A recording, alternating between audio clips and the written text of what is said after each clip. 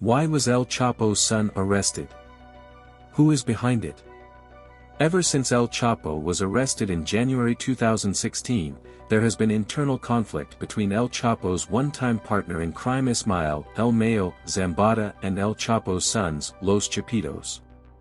It has been said that El Mayo's son Vicente Zambada played a role in El Chapo being arrested and sentenced to life in prison in the U.S., after he was one of the key witnesses that the U.S. government used during the trial of the drug kingpin.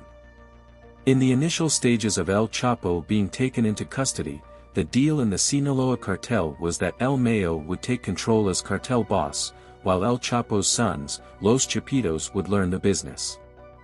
Initially things were going smooth until El Chapo's sons found out that El Mayo's son Vicente Zambada and brother testified against their father, so they could get less time.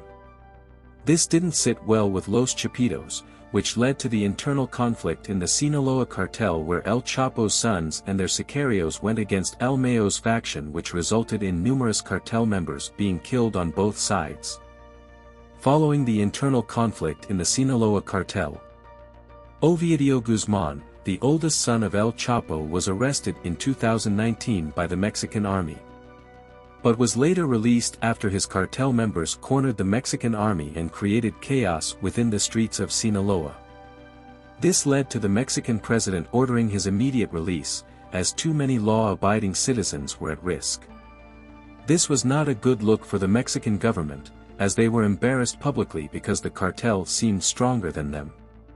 It is also said that El Mayo didn't send any of his sicarios to help in releasing Ovidio Guzman. The internal conflict continued with El Mayo and El Chapo's sons. On January 3, 2023, Ovidio Guzman was recaptured by the Mexican army. Mr. Guzmán-López, nicknamed the Mouse, was extracted by helicopter and flown to the capital before being taken to a maximum security federal prison.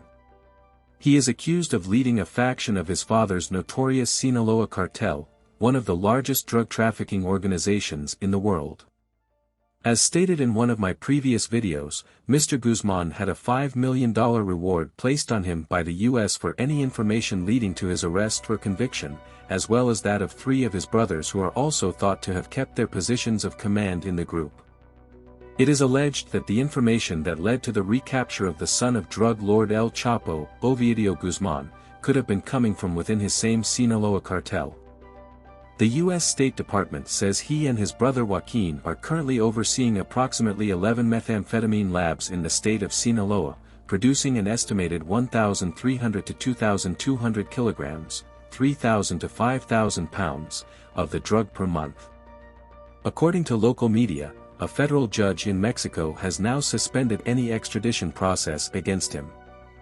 The operation, which began at dawn in Culiacán, in Sinaloa State, northwest Mexico, sparked a wave of violence from armed cartel members.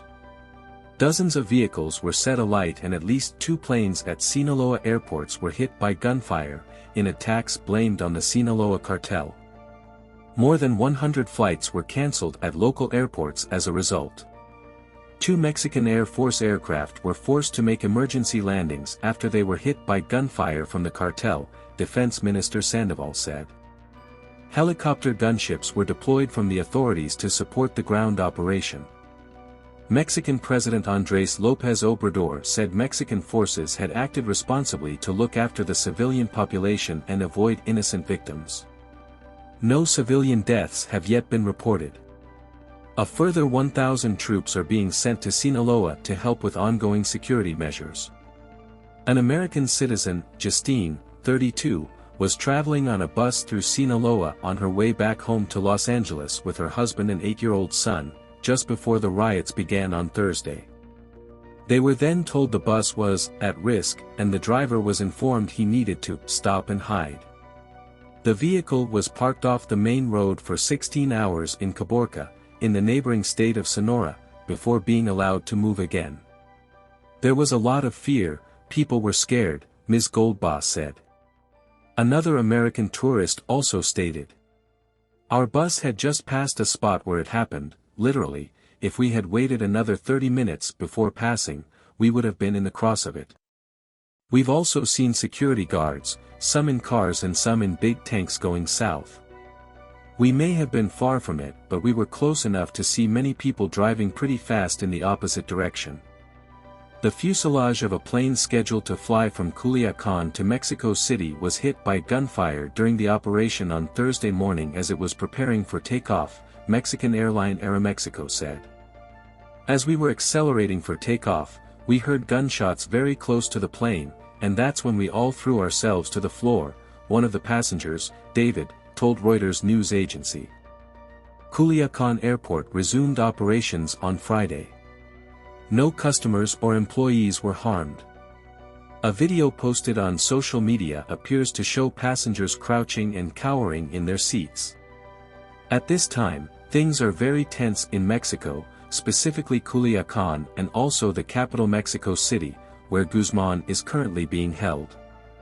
If you like this video, why not watch the next amazing one soon after?